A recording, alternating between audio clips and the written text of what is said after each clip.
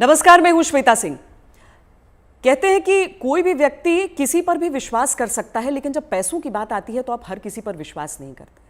लेकिन कुछ नाम ऐसे होते हैं जो नाम आप अपने पैसों के साथ भी उन पर भरोसा करते हैं, उनकी जो सलाह है, उनका जो मशवरा है उसे लेते हैं। ये सबसे सरल और सामान्य भाषा में मैं अपने मेहमान का इंट्रोडक्शन आपको दे सकती हूँ। डॉक्टर विवेक बिंद्रा, बहुत बहुत स्वागत है आपका। और ये बहुत बड़ा कॉम्प्लीमेंट होता है क्योंकि लोग जनरली अपने पेरेंट्स की, अपने भाइयों की, अपने बहनों की, इनकी बातों पर विश्वास करते हैं। जब अपने पैसे की बात आती है बहुत सोच समझ कर सोचते हैं कि पता नहीं कुछ गलत एडवाइस न दे दे। लेकिन आपके में क्या बात ऐसी है कि ये बड़ा बिजनेस जो है उसकी तरफ जो आम इंसान है वो इतना खिंचा चला आता है? धन्यवाद, थैंक यू। आम इंसान तभी खिंचा चला आएगा जब आप एक रियल वैल्यू क्रिएट कर सकते हैं, और वो रियल वैल्यू क्रिएट करने के लिए आम इंसान की जो सबसे खास समस्या है उसको सुलझाने के लिए क्या प्रयास किया जा रहा है। तो आज जो व्यापारी वर्ग हमारे देश में, देखिए, एंटरप्रेन्योरशिप बहुत पुराना है हमारे देश में, लेकिन स्केल नया है। बिजनेस खड़ा तो लोगों ने किया है, लेकिन बिजनेस बड़ा नहीं किया है। और बिजनेस बड़ा कैसे किया जाए, उसके लिए सोलोप्रेन्योर, एंटरप्रेन्योर के लिए हमने हिंदी भाषा में एक बड़ा बिजनेस, ये प्लेटफॉर्म ऐसा बिल्ड किया है जिससे वी आर हेल्पिंग, और आज बिलियनियर प्रोफेसर्स के साथ में हम उनकी मदद कर पा रहे हैं। लगभग 10 करोड़ लोग हमारे वीडियोस हर महीने देखते हैं, विच इज 100 मिलियन का हमारा मंथली एक्टिव यूजर है, और एक फार रीचिंग इम्पैक्ट है। आज 750 डिस्ट्रिक्ट के अंदर आज हमारे ऑफिस, माइक्रो फ्रेंचाइजी उनके साथ में नीचे जाके एक आम आदमी का हैंड होल्डिंग कर रहे हैं। अपना ये एक मुद्दा है कि रिक्शा वाले को भी हम एक बड़ा एंटरप्रेन्योर टेक्नोलॉजी के साथ एनेबल, साधारण भाषा में सिखा के उसे कैसे आगे बढ़ा दें। अच्छा, सुना है कि आपको कुछ गिनीज बुक रिकॉर्ड्स में भी नाम है, कई सारे रिकॉर्ड्स हैं इनफैक्ट। धन्यवाद, थैंक यू। हाँ, ठीक बात है। हालांकि ये वर्ल्ड रिकॉर्ड बनाना हमारा गोल नहीं है, वो एक आउटकम है। गोल हमारा था कि क्या हुआ पेंडेमिक में। अब मुझे वो 2020 का वो समय याद आता है जिस समय अप्रैल का टाइम था, बहुत ज्यादा सब जगह इतना ज्यादा उस समय माहौल पैनिक का था कि लोगों को समझ नहीं आ रहा था क्या किया जाए। तब हमने पहला एक वेबिनार किया। एक वेबिनार में अमूमन 100, 200, 500, 1000 लोग आते हैं। हमारे वेबिनार में 10 लाख, 15 लाख, 20 लाख लोग आए तो गिनीज वर्ल्ड रिकॉर्ड में आ गया। तो हमने स्ट्रैटेजी का, सेल्स का, ऑपरेशंस का, रिटेल का, स्टार्टअप का, हमने हर सब्जेक्ट पे, लीडरशिप पे, इन सब पे हमने वेबिनार्स किए, मार्केटिंग पे, और हर बार जो वेबिनार था वर्ल्ड रिकॉर्ड में आता चला गया। आज लगभग Guinness book of world record हमारे 9 हैं, और golden book of world record मिला के हमारे 10 वर्ल्ड रिकॉर्ड बन चुके हैं। ये जो शो आप कर रहे हैं, जो जीता वही Sikandar, horses table, good news today पर, इस शो का कॉन्सेप्ट क्या है, क्या है इस शो में? देखिए, वैसे तो होना चाहिए जो जीता वही चंद्रगुप्त मौर्य। हाँ। क्योंकि चंद्रगुप्त जीते थे, सिकंदर नहीं जीते, पर क्योंकि ये कहावत बहुत ज्यादा मशहूर है तो ये नाम भी रखा गया और बड़ा अच्छा चला। ये on the spot funding reality show है। इसमें 8 इन्वेस्टर आते हैं, हर एक इन्वेस्टर अपने साथ 5 करोड़ रुपए रेडी रखता है। 24 स्टार्टअप सामने आते हैं। स्टार्टअप आता है, रियलिटी शो है, पैसा इन्वॉल्व है। इसमें Sunil Shetty production, India TV, अपना इंडिया टुडे ग्रुप जो है हमारा, और सारे, मेरा जो रोल है इसमें मेंटर, कोच, एडवाइजर और स्टार्टअप गुरु का है। तो हम लोग मैक्रो इंडस्ट्री का एनालिसिस भी देते हैं और साथ में माइक्रो बिजनेस का एनालिसिस देते हैं। स्टार्टअप आता है, इधर सबके सब इन्वेस्टर बैठे रहते हैं, आमने सामने चर्चा होती है, वहीं सब ओके हो जाता है, वहीं पैसा और उनके बदले में उनकी इक्विटी ली जाती है। तो बड़ा अच्छा शो है। पैसा लेने के लिए देखिए कई तरीके हैं। सेल्फ फंड आदमी कर सकता है, दोस्त से ले सकता है, परिवार से ले सकता है, लेकिन जो एंजल इन्वेस्टमेंट है, वो एंजल इन्वेस्टमेंट वो आपसे छोटी सी एक ओनरशिप, हिस्सेदारी कंपनी में ले लेता है। जो एंजल आता है एंजल की तरह काम करता है। बहुत सारे एंजल इन्वेस्टमेंट के लिए बड़े अच्छे सारे प्लेटफॉर्म्स हैं, Startup Grind, Indian Angel Network, Venture Catalyst, Chennai Angel, Lead Angel, Sequoia, Nexus, Kalari, Mumbai Angel, बहुत हैं। लेकिन तब भी बावजूद उसके केवल 2% लोगों को पैसा मिल पा रहा है। 98% लोग फेल हो जाते थे।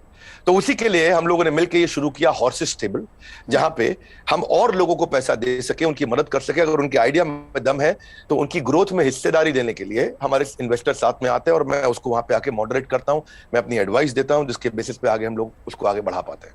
मतलब इसमें कोई भी आ सकता है, कोई भी जो जिसके पास कोई आइडिया हो कि किस तरीके से आगे कोई बिजनेस हो सकता है। ज़रूरी नहीं है कि कोई बड़े बड़े ग्रुप्स हों, बिजनेस हाउसेज हों।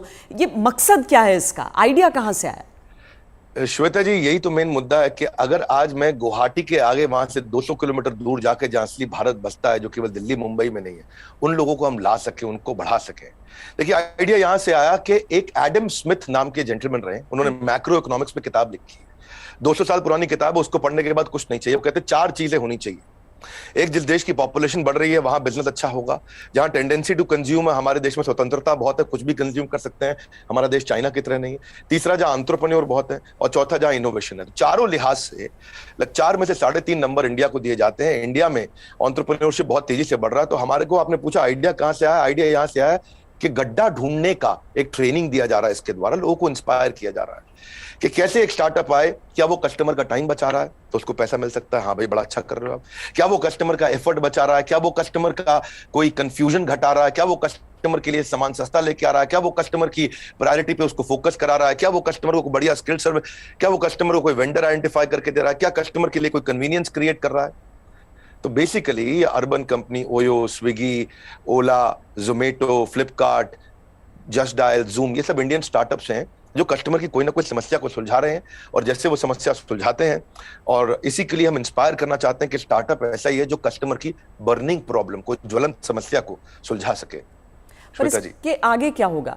मतलब अगर कोई इंसान है, जैसे मान लीजिए मेरे पास ही कोई आइडिया है, तो मुझे तो बिजनेस चलाने के बारे में मालूम नहीं है, फंडिंग अगर मान लीजिए मुझे मिल भी जाती है यहाँ पर, तो आगे क्या बिजनेस चलाने में मदद भी मिलेगी? बहुत अच्छा प्रश्न है आपका। देखो, जब इन्वेस्टर आता है ना, तो वो स्मार्ट कैपिटल लेके आता है, केवल पैसा नहीं लाता है, वो एक हैंड होल्डिंग सपोर्ट लेके आता है। बड़ा बिजनेस साथ में हमारी कंपनी भी आ रही है, तो हम उनको लाइफ टाइम मेंबरशिप देते हैं, ट्रेनिंग देते हैं। देखिए, जब इन्वेस्टर आता है तो वो स्टार्टअप को मेंटरशिप देता है, एडवाइस देता है, रिसोर्सेज देता है। तो इसीलिए ये जो हॉर्सेस टेबल है, जो हमारे आज यूट्यूब चैनल पे आ रहा है, जीएनटी पे आ रहा है, गुड न्यूज टुडे, बहुत अच्छा नेटवर्क आपने चालू किया है, तो ये हम यहाँ पे इन्वेस्टर एक स्टार्टअप को आगे जाके और फंड रेज करने में मदद करता है कि सीरीज ऑफ इन्वेस्टमेंट पिचेस डाल सके। हर स्टेज पे उसके साथ इन्वॉल्व होता है। एक आइडिया स्टेज से रेवेन्यू जनरेटिंग स्टेज तक इन्वेस्टर साथ में जुड़ता है। कई बार तो इन्वेस्टर अपना फ्री ऑफिस स्पेस भी देता है। अगर आपकी कंपनी छोटी है, आप हमारे ऑफिस जाकर शुरू कर सकते हो। उनको डिजिटल मार्केटिंग सपोर्ट देता है, टेक्नोलॉजी बनाने में, मैन पावर लाने में। तो ऐसा नहीं, इतना ही नहीं है, बल्कि मैं आपसे ये भी बताऊंगा कि फंड का इस्तेमाल कैसे हो रहा है, इस पर भी स्टार्टअप आकर के स्टार्टअप के ऊपर इन्वेस्टर नजर रखता है।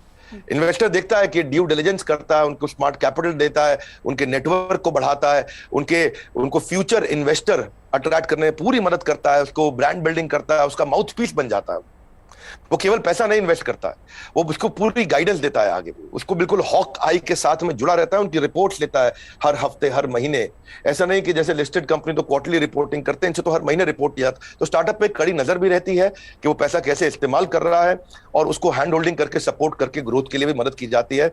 इसीलिए इसी लिहाज से हॉर्सेस टेबल एक रेवोल्यूशनरी कॉन्सेप्ट है जो आज जीएनटी के साथ बड़ा बिजनेस मिलकर के लेके आया है। ये बड़ी अच्छी चीज़ है, क्योंकि थोड़ा तो मार्गदर्शन भी चाहिए सबको, लेकिन नज़र भी रखनी ज़रूरी है। लेकिन एक थ्योरी ये भी है डॉक्टर विवेक बिंद्रा कि स्टार्टअप्स का बबल एक क्रिएट हुआ था, और वो जो बुलबुला है वो अब धीरे धीरे फूट रहा है। आपकी क्या सोच है इस पर? नहीं, मैं ऐसा बिल्कुल नहीं मानता। ये कोई बुलबुला नहीं, ये रियल सब्सटेंस है। अगर ये बबल है तो हमें मानना होगा कि 700 मिलियन इंटरनेट यूजर भी इंडिया में बबल है। इंटरनेट यूज करना बंद कर देंगे क्या लोग? आज UPI card payments, net banking, transaction, ये सब बंद हो जाएगा। अक्टूबर में ही साल $100 बिलियन की ट्रांजैक्शन यूपीआई पे इंडिया में हुई है। ये स्टार्टअप का नतीजा है। रेवोल्यूशनाइज किया है डिजिटल ट्रांजैक्शंस को, ये स्टार्टअप का नतीजा है। बहुत सक्सेसफुल स्टार्टअप्स आ रहे हैं। 42 नए यूनिकॉर्न 1 साल में आए हैं। आप समझिए, जितने यूनिकॉर्न 10 साल में बने, यूनिकॉर्न का मतलब 7,500 करोड़ की कंपनी, जितने स्टार्टअप 10 साल में बने, उतने ही स्टार्टअप पिछले 1 साल में भी बन गए। तो ये बबल नहीं है। इंडिया इस समय टॉप 3 यूनिकॉर्न प्रोड्यूसर में जो स्टार्टअप के है उसका नाम आ चुका है। यानी कि हर 9 दिन के अंदर हमारे देश में एक नया $1 बिलियन स्टार्टअप पैदा हो रहा है। स्टार्टअप जो है ना, ये आप 2011 में 9.5 साल लगा करते थे, और उसके बाद ये समय कम होता चला गया। 2012 से जो स्टार्टअप आया वो 4.5 साल में $1 बिलियन हो गए। आप ये समझिए कि ट्रैवल एजेंसी जो होती थी वो Goibibo, Thomas Cook, MakeMyTrip में आ गई। सरकारी नौकरी घट रही है, स्टार्टअप बढ़ रहे हैं।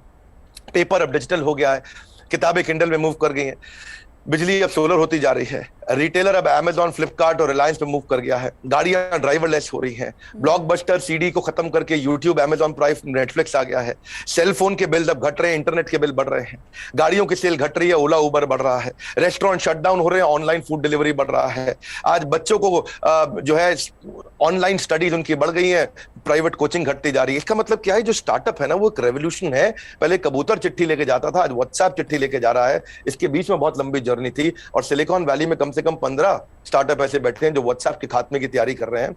और नेक्स्ट जो रेवोल्यूशन आएगा, नेक्स्ट सिलिकॉन वैली आने वाले समय में बेंगलुरु से शुरू होकर के भारत से ही आगे निकलेगा। वाह, क्या बात। लेकिन कई स्टार्टअप्स फेल भी तो होते हैं, कई स्टार्टअप्स फेल हो जाते हैं, इसकी वजह क्या रहती है? श्वेता देवी, ऐसा स्टार्टअप फेल होने के मेन 8-10 बड़े कारण होते हैं। पहला तो कोई डिफरेंशिएशन ना हो, आप वही कर रहे हो जो बाजार में सब कर रहे हैं। दूसरा, फोकस की कमी हो, सारी चीजें करने में लगे हैं, फोकस नहीं है। तीसरा, उनकी एग्जीक्यूशन की स्पीड कमी है। चौथा, अगर बिजनेस अच्छा ले भी आए तो रेकरिंग रेवेन्यू नहीं है, वो कस्टमर के साथ माल दो पैसा लो रिश्ता खत्म। रेकरिंग रेवेन्यू यानी कि बार बार उसके साथ ट्रांजैक्शन होना चाहिए। पांचवा, कि वो अपनी टीम अच्छी नहीं बना पाते, दे हायर पुअरली, और एक कमजोर टीम लेके आते, एक कैटेगरी टीम नहीं बिल्ड करते।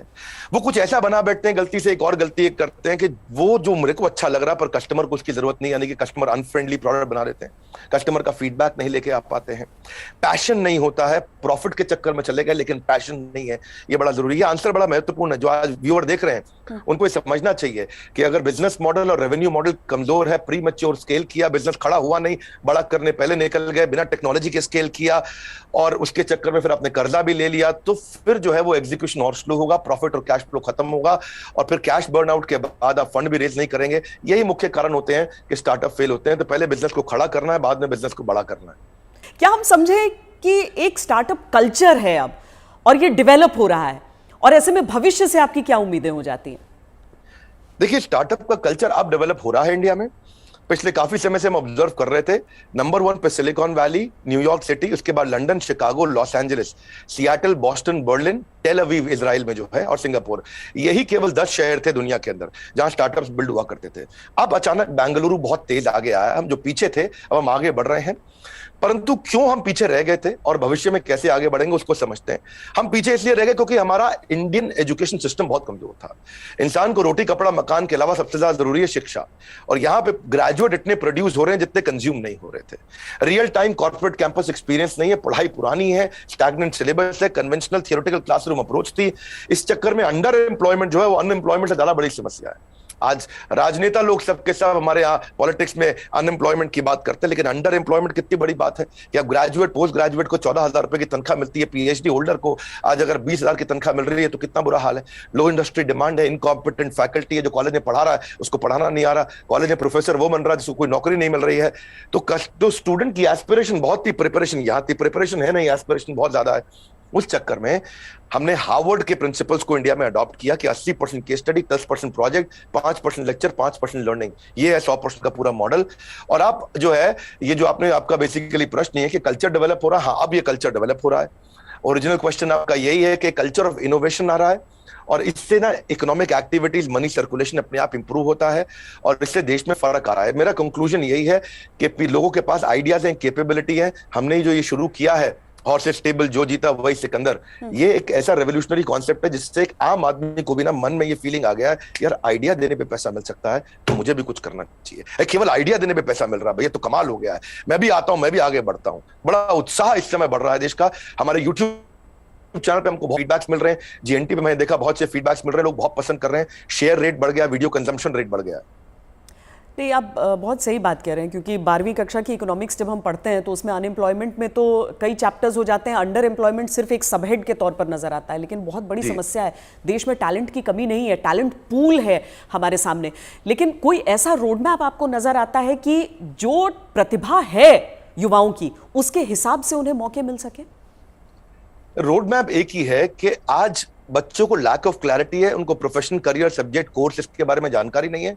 तो रोड मैप केवल एक ही है कि उसको कंटिन्यूअस लर्निंग का मतलब है कंटिन्यूअस अर्निंग। उसको अपने साथ एक डिसिप्लिन बिल्ड करके अपने साथ मूक यानी कि मैसिव ओपन ऑनलाइन कोर्सेज दुनिया भर में आ गए, लगातार सीखने से खाली दिमाग खुले दिमाग में परिवर्तित हो जाएगा। अब जो anyone who keeps on learning he will stay young forever, ये हेनरी फोर्ड ने बोला है। बड़ा बिजनेस भी इसीलिए आया, दुनिया भर में कॉर्पोरेट ट्रेनिंग हो रही थी, स्किल डेवलपमेंट हो रहा था, K-12 की बात हो रही थी, टेस्ट प्रिपरेशन हो रहे थे, बायजूस, वेदांतु सब आ गए, लेकिन एक आम आदमी के लिए, व्यापारियों के लिए सिखाने के लिए कुछ नहीं था। तो रोड मैप ये है कि आपको आज लर्निंग पे फोकस करना चाहिए। हमने भी उस गैप को समझा, हमने देखा कि कस्टमर के पास आज टाइम नहीं है, क्वालिटी टीचर नहीं है, हिंदी भाषा के अंदर कंटेंट नहीं है, मिनिमम एजुकेशन रिक्वायरमेंट पूरी नहीं कर पाते, आज MBA कॉलेजेस तो बहुत महंगे हैं, MSME के मेंटर नहीं है। तो मैंने उसके लिए हमने बड़ा बिजनेस चालू किया कि लोग आकर के सीखे वहां। क्या मॉडल है? Any time, anywhere, any device. कोई मिनिमम एजुकेशन नहीं चाहिए। वीडियो, वॉइस, वर्नाक्युलर, आपका टाइम हम सेव करेंगे ताकि आप सक्सेस मिले आपको। इजी टू यूज कर दिया है।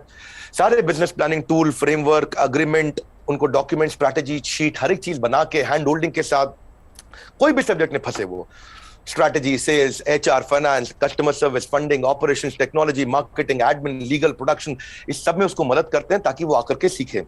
तो बेसिकली रोड मैप ये है कि आदमी को सीखना चाहिए। हमने ऐसा किया है कि हमने 750 रुपए महीने पे एक एग्जीक्यूटिव एमबीए उसको कराना शुरू कर दिया है। 1500 रुपए महीने पे हमने एक अडल्ट को एमबीए कराना शुरू कर दिया है। सिखा कौन रहा है मेरे साथ? मेरे प्रोफेसर एक कैटेगरी है। केंटारो, Patanjali, Amul, Morgan Stanley, Somani, Apollo, Ford Motors, इन सबके चेयरमैन हमारे साथ जुड़े हुए सिखा रहे हैं। Dainik Bhaskar, Lal Path Lab, Xiaomi, HDFC Limited, जब इनके चेयरमैन एक अच्छा बिलियनियर प्रोफेसर आके सिखाता है और वो लर्निंग देता है और इतनी अफोर्डेबल प्राइस पे देता है, तो उससे रेवोल्यूशन आ रहा है। यही कारण है कि आज देश में बहुत सारे लोग हमारे साथ जुड़े हैं, जिसके कारण हम वो सीख पा रहे हैं, आगे बढ़ रहे हैं। तो रोड मैप सब लोग को मेरा एक ही मैसेज है कि अगर आपको अर्निंग बढ़ानी है तो पहले लर्निंग बढ़ानी होगी। क्योंकि अमूमन ऐसा होता है कि कुछ बड़े बिजनेस हाउसेस, हम सब टाटा बिरला को देखते हुए बड़े हुए, लेकिन वो मोनोपोली है इतना भी समझ में आया। कुछ कठिन शब्द लोग सीखते गए, लेकिन इतना भी साथ में सीखा कि सारा कंट्रोल इन्हीं के हाथों में रहेगा। लेकिन क्या ये स्टार्टअप कल्चर जो है वो बिजनेस डाइवर्सिफिकेशन में मदद कर सकता है? श्वेता देवी, अब जमाना बदल गया है। पहले $1 बिलियन कंपनी बनाने में जो 50 साल लगते थे, 5 साल में बन जाती है। जो हमारे यहाँ टॉप रैंकर सबसे बड़े अरबपति 1950 में थे, उनमें से अब कोई दिखाई नहीं पड़ता है टॉप अरबपति की लिस्ट में हमारे देश में। अचानक जमाना बदल गया है। इनफैक्ट सन 2000 तक भी नौकरी.com, मेक माई ट्रिप, इनको 14 साल लगे $1 बिलियन कंपनी बनने में। पर आप उसके बाद देखिए, फ्लिपकार्ट, पॉलिसी बाजार, जोमेटो आया तो इनको 14 साल नहीं लगे, ये 8.5 साल में $1 बिलियन हो गए। पर उसके बाद में देखिए, नाइका, ओयो, उड़ान और ओला इलेक्ट्रिक आया, ये 2 साल 3 साल में $1 बिलियन कंपनीज हो गए। तो अब जो है वो कॉर्पोरेट्स की बपौती नहीं रह गया है बिजनेस। अब पहले हुआ करता था कि बड़ी मछली छोटी मछली को खा जाया करती थी, आज बहुत सारी छोटी मछली मिलकर बड़ी मछली को खा जाती हैं, और उसी रेवोल्यूशन में हम कंट्रीब्यूट कर रहे हैं साथ में। डॉक्टर बिंद्रा, बहुत मज़ा आया आपसे बात करके। और एक चीज़ मैं कहूँगी कि आमतौर पर क्या है कि ये बिजनेस के कॉन्सेप्ट्स जो हैं उसमें अंग्रेजी का इतना इस्तेमाल होता है कि आम लोग कनेक्ट नहीं कर पाते हैं। आंकड़ों का इतना इस्तेमाल होता है कि लगता है कि यार ये तो हमारे बूते की बात नहीं है। आप इतने सिंपल तरीके से समझाते हैं, मुझे लगता है इसीलिए ऐसी चीज़ों पर भी लोग आपकी बात को समझते हैं, आपकी बात को मानते हैं। और ये जो जी, हर एंकर के साथ भी उतना अच्छा नहीं लगता जितना श्वेता देवी आपका इम्पैक्ट है और आज तक का इम्पैक्ट है। मैं तो मतलब मानता हूं उस बात को कि आज तक जितना न्यूट्रल और जितना अच्छा चैनल रहा है, और खास तौर से जो आपने इन्फ्लुएंस क्रिएट किया, तो आपको बहुत बहुत बधाई। धन्यवाद, आपने इतना समय लगाया आज लोगों को इन महत्वपूर्ण पहलुओं पर हम चर्चा कर सके। Thank you so much. Thank you so much. धन्यवाद श्वेता देवी, थैंक यू।